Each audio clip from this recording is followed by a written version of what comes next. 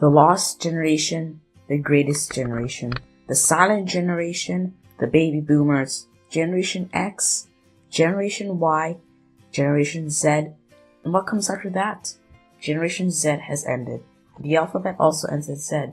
So, what comes after? Let's find out. A generation is all of the people born and living at about the same time regarded collectively. It can also be described as the average period, generally considered to be about 30 years, during which children are born and grow up, become adults, and begin to have children of their own. I got that from Wikipedia. Now, historians agree that the naming of generations started off in the 20th century. Gertrude Stein, the one to start the trend of naming generations, gave the name Lost Generation to those who had been born around the turn of the century and bore the brunt of the service in World War I.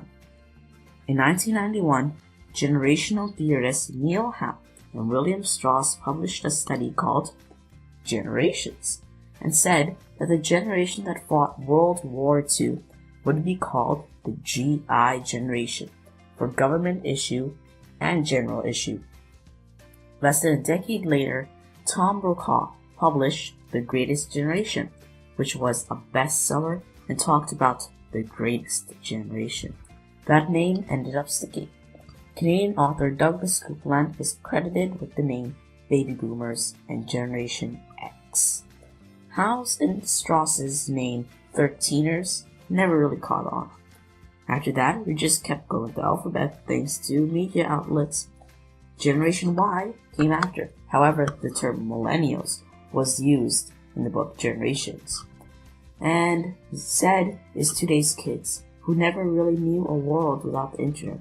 Now, the really young children, however, are in the next generation. We've decided that will most likely be called Generation Alpha.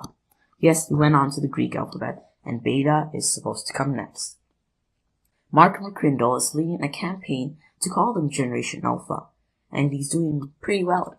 According to him, 2.5 million of them are born around the globe each week. These guys don't just use technology. It's part of the fabric of their everyday lives. But why do we even need generations? The main purpose of generations is really for businesses to have groups of consumers to target. There's one thing to remember. Not everyone names the generations the same way. In this video, I just went over what they're commonly called.